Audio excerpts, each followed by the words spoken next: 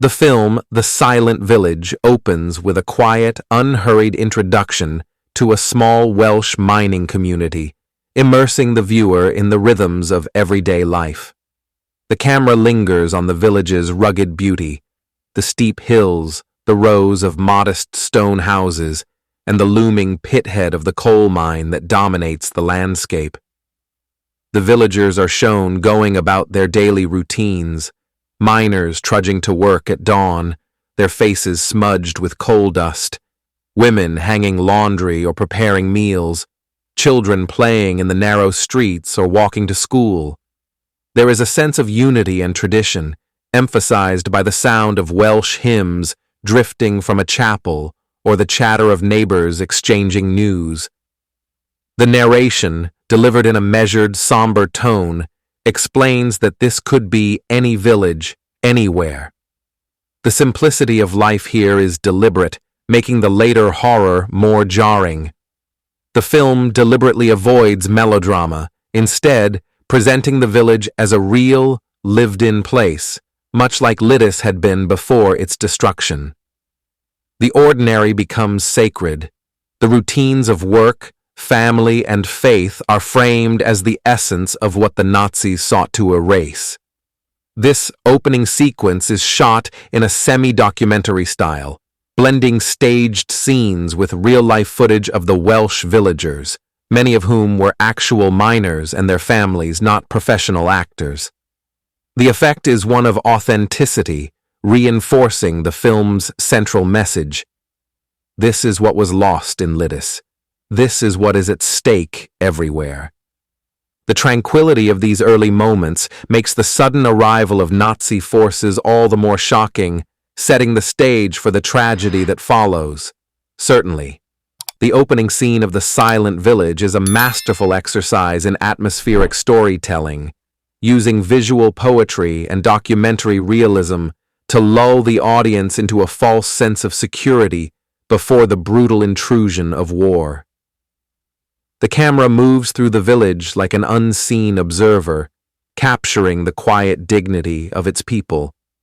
We see miners walking in unison down the narrow lanes, their boots scuffing against the cobblestones, their silhouettes dark against the morning mist.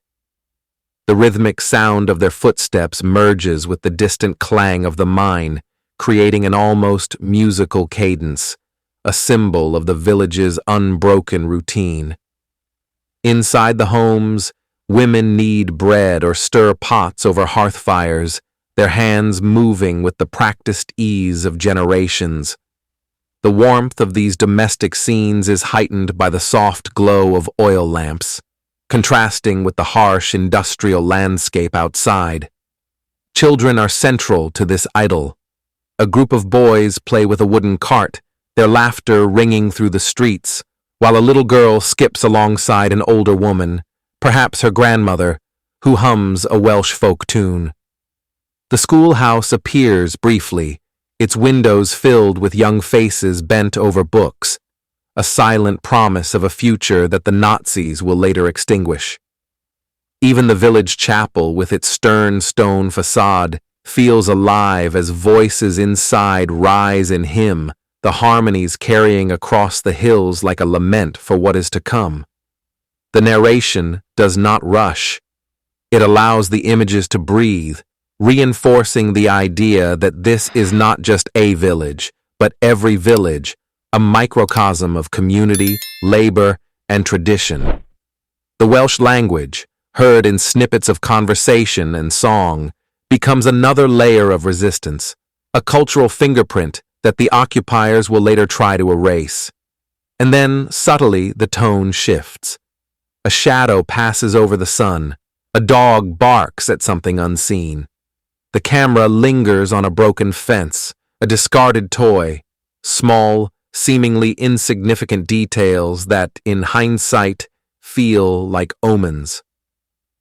The audience does not yet know the horror that awaits, but the film plants the seeds of unease, making the eventual Nazi invasion not just a plot point, but a violation of something sacred.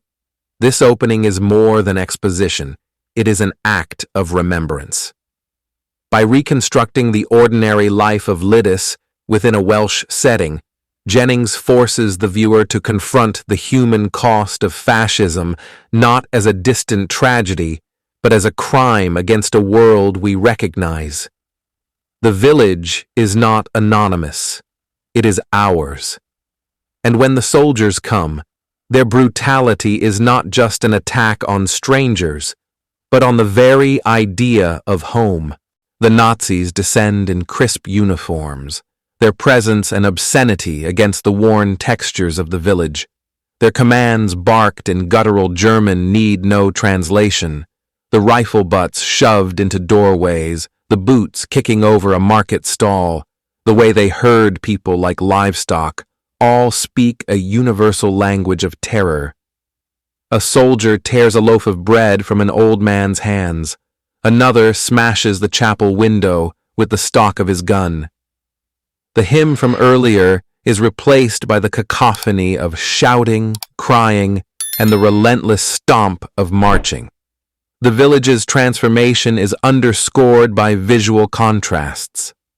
Where once the camera lingered on sunlight filtering through laundry lines, it now frames the villagers through the cold geometry of Nazi bayonets. The square, once a place of chatter and children's games, becomes a stage for humiliation as men are forced to line up against the wall, their faces pressed to the stone. The officer's proclamation, read in broken, mocking English, declares them enemies of the Reich. Their crime, simply existing as a community that cannot and will not be broken. Yet even here defiance flickers. A young miner refuses to lower his gaze when struck. A woman spits into the dirt as soldiers pass. These tiny acts foreshadow the resistance to come. But for now, the Nazis dominate the frame, their shadows stretching long and grotesque over the village they mean to erase. The scene ends with a chilling wide shot. The once bustling streets now empty, save for armed patrols, as the camera tilts up to the smoke-choked sky. The village is no longer silent, it is silenced. The arrival of the Nazi forces is not just an invasion of space, but a corruption of time itself. The village, which had existed for generations in the steady rhythm of shifts at the mine, chapel services, and seasonal festivals, now finds its clocks stopped at the precise moment the first boot strikes the cobblestones. The soldiers emerge from their vehicles like figures stepping out of a nightmare, their uniforms too crisp, their postures too rigid, their faces curiously empty of anything resembling human recognition. They move with the terrible efficiency of machines, dividing the village into segments of control with a chilling familiarity that suggests they've done this many times before. The officers' polished boots click against the stones with metronomic precision, each step echoing like a countdown to disaster. What makes this scene particularly harrowing is the way Jennings films the Nazis' eyes. In close-ups, we see how their gaze sweeps over the villagers not as people, but as inventory, calculating, assessing, categorizing. Their eyes linger on the strong backs of the miners, potential labor, the faces of young women, unspoken threat, the children, future problems. This visual accounting is more terrifying than any overt violence could be, because it reveals the bureaucratic soul of genocide, the way human lives are reduced to columns in a ledger. The Welsh lilt of village speech is abruptly drowned out by the staccato German commands. The natural acoustics of the valley, which had carried children's laughter and miners' songs so beautifully, now amplify and distort the foreign words until they seem to come from everywhere at once. Even the village's dogs understand before the people do, their whimpers and cowering forms signaling the arrival of evil in a way human senses can't yet comprehend. A particularly devastating moment comes when the soldiers begin marking certain houses with chalk, a simple act that carries the weight of doom. The symbols appear like sudden wounds on the stone walls, their meanings obscure but undeniably ominous. This visual motif ties directly to historical reality, the way Nazi bureaucracy turned even atrocity into a system of codes and orders. The marks transform homes into mere structures awaiting demolition, families into statistics awaiting processing. The scene's power lies in its restraint. There are no dramatic speeches, no heroic stands, just the quiet, terrible moment when ordinary people realize their lives are no longer their own. A miner's hand trembling as he's forced to drop his lunch pail. A mother's instinctive movement to stand between a soldier and her daughter. The way the schoolteacher's voice falters mid-lesson as the reality penetrates the classroom. Jennings frames several shots through windows. Villagers looking out at their occupied streets, their faces reflected in the glass like ghosts already. This subtle visual technique suggests their identities are already being erased, their futures rewritten by forces beyond their control. The glass acts as both barrier and mirror, separating them from their own lives, even as it forces them to see what they're becoming in the eyes of their occupiers. The arrival sequence culminates in what may be the most quietly devastating shot. A Nazi soldier casually adjusting his uniform in the reflection of a shattered shop window. The image captures the entire tragedy in microcosm. The perfect order of the occupier superimposed over the broken remnants of the occupied, the way tyranny always sees itself as righteous, even amidst the ruins it creates. This scene establishes the central horror of the film, not just the physical violence to come, but the systematic unraveling of an entire world's meaning. The Nazis don't merely bring death, they bring a perverse new reality where neighbor must distrust neighbor, where the bonds of community become liabilities, where simply being who you've always been becomes an act of rebellion. The village no longer belongs to its people.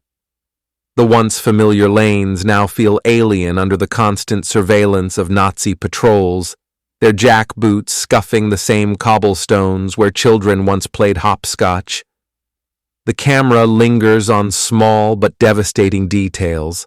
A soldier casually tossing his cigarette onto a carefully tended garden, the way a mother's hands tremble as she counts out ration coupons under the watchful eye of an armed guard. The occupation has seeped into every crevice of daily life, turning mundane routines into acts of survival.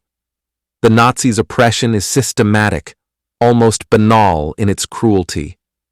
A radio, once the village's connection to the outside world, broadcasting news and music, is smashed in the street, its wires spilling out like entrails. A notice nailed to the chapel door forbids gatherings of more than 3 people, rendering even prayer suspect. The schoolhouse, where the alphabet still lingers on the chalkboard from the day the soldiers came, now serves as a makeshift interrogation center. The teacher's desk, once a symbol of enlightenment, is repurposed as an officer's paperwork station, stacks of forms documenting the villagers as numbers rather than names. Yet in the shadows, resistance flickers. It does not come in the form of grand heroics, but in the quiet, stubborn refusal to surrender dignity. The film lingers on these moments like a secret passed between neighbors. A group of women, while washing clothes at the river, deliberately slow their work when soldiers demand haste, their passive-aggressive silence a subtle rebellion. The village choir, officially disbanded, continues to meet in the cellar of a miner's home, their voices muffled but their harmonies intact. When they sing a traditional Welsh hymn, the lyrics about freedom and enduring hardship take on a razor-sharp double meaning. A young boy, ordered to hand over his father's pocket watch, a family heirloom, pretends to drop it down a well rather than let it be stolen. The soldier's slap that follows is met with the boy's defiant grin, a spark of unbroken spirit. The most powerful act of resistance, however, is the villagers' refusal to betray one another. When interrogated, they feign ignorance or offer misleading information, their faces masks of blank cooperation, while their words weave a web of deception. The film contrasts these moments with close-ups of Nazi frustration, the tightening of a jaw, the impatient tap of a gloved finger, highlighting the impotence of brute force against collective resolve. But the tension builds relentlessly. The scene culminates in a public execution. A miner, caught sabotaging a supply truck, is dragged into the square. The villagers are forced to watch as he is shot, his body left to crumple in the dirt. Yet even here, defiance persists. As the soldiers march away, an old woman steps forward and places her shawl over the dead man's face, a gesture of tenderness that reclaims his humanity. The camera holds on this moment, a silent testament to the fact that while the Nazis can take lives, they cannot extinguish what those lives stood for. The occupation has settled into the bones of the village like a creeping frost. What began as sudden violence has hardened into a perpetual state of unease, the kind where children no longer ask why there are soldiers in the streets, where women automatically lift their hands when approaching checkpoints, where the absence of certain faces at the mine is noted but never mentioned aloud. Jennings films this middle passage of occupation with terrifying intimacy. We see how oppression operates not just through overt brutality, but through 1,000 calculated indignities. The once communal village well now has a Nazi guard who arbitrarily decides who may drink and who must wait. A grandmother stands for hours in the rain, her empty bucket growing heavier, while soldiers laugh and fill their canteens with no regard for the line of thirsty villagers behind them. The camera lingers on the droplets sliding down her face. Are they rain or tears? The distinction no longer matters. At the mine, the rhythm of labor has become a form of torture. The men descend as always, but now their shifts are longer, their quotas impossible, their pay withheld on arbitrary pretexts. The coal dust seems thicker now, choking not just lungs but hope itself. In one devastating tracking shot, we follow a miner's lantern as he stumbles through the tunnels, the light catching on fresh timber supports, installed not for safety, but because the Nazis need the coal flowing. Human life matters only insofar as it serves the machine. What makes this sequence so powerful is how Jennings reveals resistance to be as multifaceted as oppression itself. It exists in layers. Women continue hanging laundry in precise rows, scrubbing doorsteps, baking bread with carefully hoarded flour, not because it matters to the occupiers, but because it matters to them. These acts become declarations. We are still here. This is still ours. When a soldier kicks over a basket of freshly washed clothes, the woman doesn't protest. She simply begins gathering them again, her slow, deliberate movements, a quiet victory. In a haunting nighttime scene, the school teacher whispers lessons to children in a root cellar, tracing letters in the dirt floor. "Remember this," she says of the Welsh alphabet, her voice barely audible. "However they make us speak, this is who we are."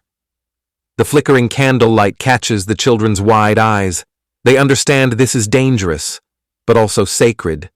Miners sabotage equipment in ways that won't be discovered until the Nazis are gone.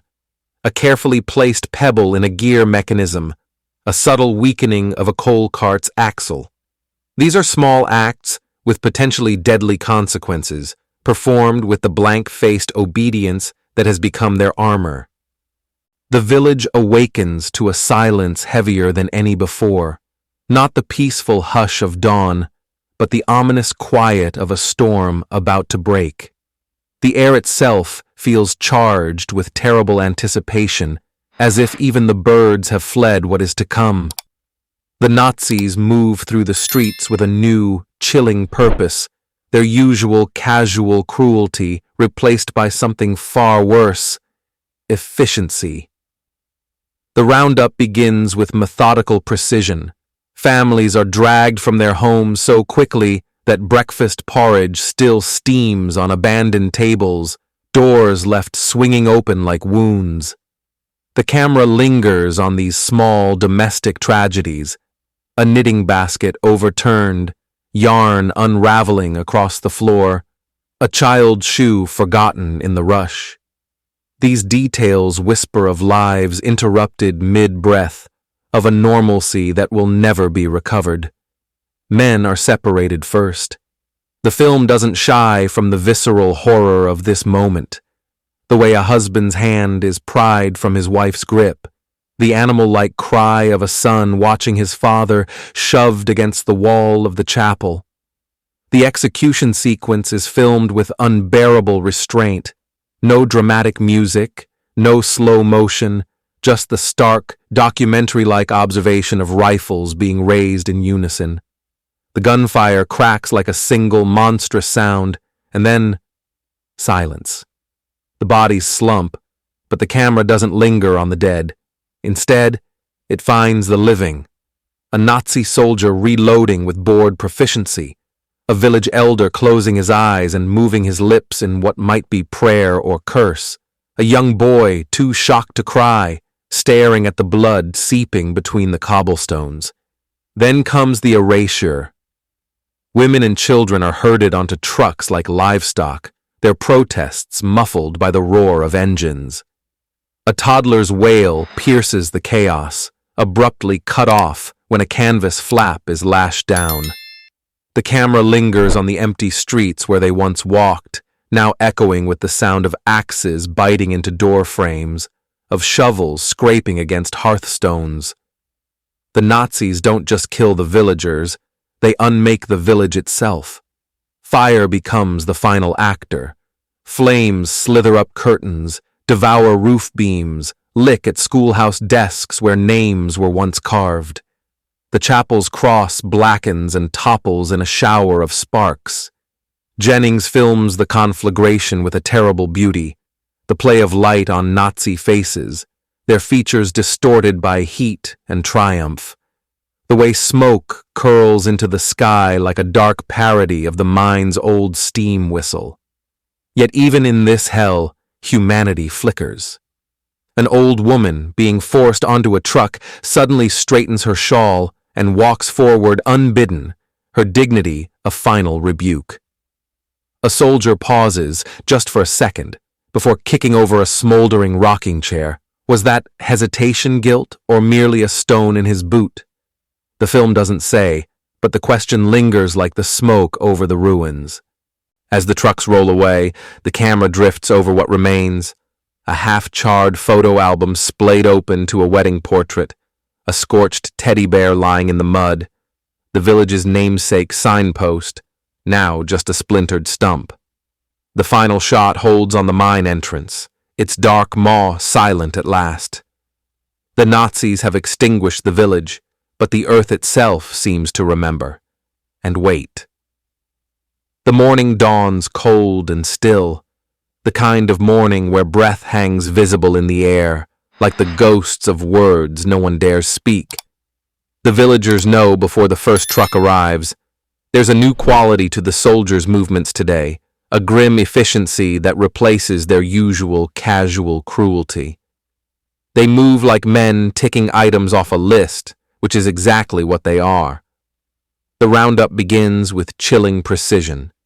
Families are given exactly 90 seconds to exit their homes, just enough time for mothers to clutch babies to chests, for grandfathers to pull on coats they'll never need again.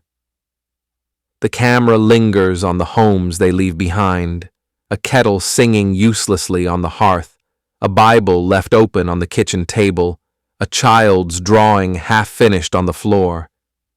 What follows is a masterclass in bureaucratic horror. The Nazis don't rage or scream, They consult clipboards. Names are called in the same tone one might order lumber.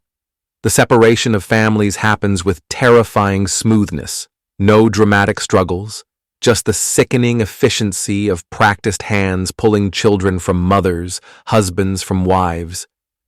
A young girl's scream is cut off when a soldier casually clamps a gloved hand over her mouth, the sound muffled but not gone, like the village itself. The executions are conducted with appalling normalcy. The men are lined up against the soot-stained wall of the coalbreaker building, the same wall where they used to lean during lunch breaks, sharing jokes and sandwiches. Now they stand in their work clothes, the same clothes they wore yesterday when they still had futures. The firing squad doesn't even bother with blindfolds. This isn't about justice, it's about erasure. Jennings films the killings in one unbroken wide shot. No dramatic close-ups, no manipulative music. Just the flat crack of rifles, the slight jerk of bodies, the way some men instinctively reach for others as they fall. The banality makes it unbearable. Afterward, a soldier walks down the line kicking each body, not out of rage, but because regulations require confirming the kills. His boot connects with a hollow thud each time, the sound of a village's backbone being broken. Meanwhile, the women and children are processed like inventory. Their valuables go in one box, their identity papers in another, their dignity in neither. A clerk notes down ages and skills with the same interest one might record the features of livestock. When a mother refuses to release her teenage son's hand, a soldier doesn't strike her. He simply nods to a colleague who adds a mark to his clipboard. The implication is clear. Resistance only speeds the machinery. The destruction of the village itself is conducted with German thoroughness. Houses aren't just burned, they're dismantled. Furniture is smashed beyond recognition, gardens salted, even the cemetery's headstones toppled and shattered. The Nazis leave nothing to chance. Future archaeologists must find no trace of this place. As the schoolhouse burns, textbooks flutter like wounded birds before being consumed by flames, the very idea of this community's future going up in smoke. Yet, in this carefully orchestrated hell, Jennings finds moments that defy the Nazis' total control. An old miner, awaiting execution, begins singing "Bread of Heaven." One by one, the others join until the firing squad's barked orders are drowned in Welsh harmony.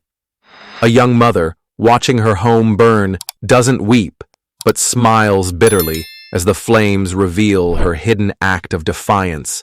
The family photos and heirlooms she secretly moved to the attic, ensuring they'll burn with the house rather than become Nazi trophies. A child, too young to understand, laughs at the pretty lights of the burning chapel, his innocence a slap to the face of all this calculated evil. The sequence's most devastating moment comes when the camera lingers on the village square hours later. The bodies are gone, the trucks departed, the fires burned to embers. Then, movement. A single village dog emerges from hiding and begins nosing at the abandoned belongings, whimpering as it recognizes scents. This unintentional witness, this creature outside human conflicts, becomes the most heartbreaking mourner of all. As the camera pulls back to reveal the smoldering ruins, we realize the film's title has taken on new meaning. The village isn't silent because it's peaceful. It's silent because every voice that gave it meaning has been extinguished. The only sound is the wind through broken walls, nature's indifferent commentary on man's capacity for evil. The village is gone, not just destroyed but unmade, its stones scattered, its name struck from maps, its very existence denied by the conquerors. The camera drifts over the smoldering ruins like a ghost, revealing only fragments of what once was. The skeletal remains of a church pew, jutting from ashes. A child's porcelain doll, its face blackened by smoke but eerily intact, the warped frame of a doorway leading nowhere. The silence here is different now, not the quiet of dawn or the hush of grief, but the absolute stillness of a grave. Then the narrator's voice returns, calm yet devastating in its clarity. This happened. The film's final act is not a eulogy, but an indictment. As the camera pulls back from the ruins, the landscape itself seems to recoil. The hills that once cradled the village now stand witness to its absence. The narrator reminds us that this is not fiction, not metaphor, but history. The real village of Lidice was erased just so, its men murdered, its women and children dispersed, its memory meant to be extinguished. By showing it through the lens of a Welsh community, Jennings forces the audience to viscerally grasp what was lost. Not just buildings, but the hum of conversation in the pub, the smell of bread baking, the weight of a miner's hand on his son's shoulder. All gone. Yet the message is not one of despair, but of defiance. As the narrator speaks, the film cuts to faces, real faces, captured in photographs, of Lidice's people. A boy grinning in a school portrait, newlyweds clutching flowers, a grandmother mid-laugh. These snapshots, frozen in time, defy the Nazis' attempt to eradicate them. The choir's hymn from earlier in the film returns on the soundtrack, no longer muffled but soaring, a declaration that while buildings can be burned, songs outlive the singers. The final moments are a call to arms. The camera finds a single scrap of paper caught in the wind, a charred fragment of a child's homework, with Welsh words still visible. It flutters and lands beside a fresh sprout, pushing through the ashes. The narrator's voice hardens. This happened, and it will happen again, unless you stop it. The screen fades not to black, but to a question seared into the audience's conscience. Whose village will be next? The camera's eye moves slowly across the scorched earth where the village once stood, not with the urgency of a war correspondent, but with the solemn pace of a mourner at a graveside. The rubble has cooled now, but the landscape still steams in the early morning light, ghostly vapors rising like the last breaths of the vanished. What makes these images so harrowing is their precision, the way a single teacup, miraculously unbroken, sits absurdly upright in the debris. The skeletal remains of a piano, its keys scattered like teeth. The village notice board still legible beneath soot, its last announcement, choir practice, 7 p.m., now a cruel joke. Jennings films the aftermath with an archaeologist's detachment that somehow makes it more painful. He shows us how the Nazis didn't merely destroy, they systematized oblivion. Surveyors with tripods map the emptiness. Uniformed men in dust masks sift through ashes, collecting anything that might have survived for cataloging and disposal. Even in victory, they cannot stop documenting, cannot stop the compulsive bureaucracy of genocide. A clerk stamps papers at a makeshift desk, the same stamp that once authorized coal shipments, now rubber stamping erasure. Then, the miracle. As the camera lingers on the ruins, movement flickers at the edge of the frame. A village cat, scrawny, missing patches of fur, picks its way through the wreckage. It pauses to lick at a congealed puddle of what might be milk or rain or something worse. The animal's survival feels like a rebuke. Its indifference to human tragedy a reminder that life, in some form, persists. More startling still, the faint sound of a human voice. An old shepherd from the next valley, unaware the village is gone, calls out a greeting in Welsh. His words echo across the emptiness, unanswered but not unheard. The narrator's voice, when it comes, is shockingly matter-of-fact. On June 10th, 1942. This happened to Lidice. The admission lands like a blow. By withholding this truth until now, Jennings has made us complicit in the fiction. We too believed this was Wales. The revelation forces a sickening recalibration. Every horror we've witnessed was understated compared to the reality. Historical footage interrupts, grainy images of the real Lidice's ruins, of Nazi officers posing smugly beside the devastation. These flashes of documentary truth rupture the film's carefully constructed realism, bridging the gap between allegory and history. Most shocking are the smiles. The way a young SS officer grins for the camera as villagers are marched away, his face alight with the excitement of a schoolboy on holiday. Yet the film's final moments belong not to the destroyers, but to the earth itself. As rain begins to fall, the camera fixes on a patch of disturbed soil where the execution wall stood. Tiny green shoots emerge, not the poetic flourish one might expect, but tough, weedy things pushing through blood-soaked ground. The narrator quotes a Welsh miner who survived Lidice. They can kill a village, but they cannot kill the ground's memory. The image holds as the sound of children's laughter, real children from the Welsh village used in filming, fades up on the soundtrack. Not a sentimental ending, but a chilling one. The next generation is laughing right now, unaware how fragile their world remains. The cleanup crews with their brooms and clipboards make the horror linger. A trampled wedding photo, a half-melted harmonica. These mundane relics become sacred objects in Jennings' lens. The film refuses the comfort of never again, instead handing us the sharper truth. This happened. It could happen. Look, the final frames don't fade to black, but to the questioning eyes of the Welsh children who played the victims, staring straight at us, alive, demanding what we'll do with what we've seen.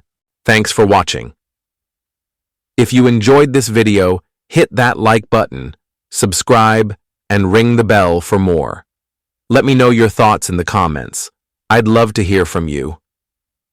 See you in the next one. Bye for now.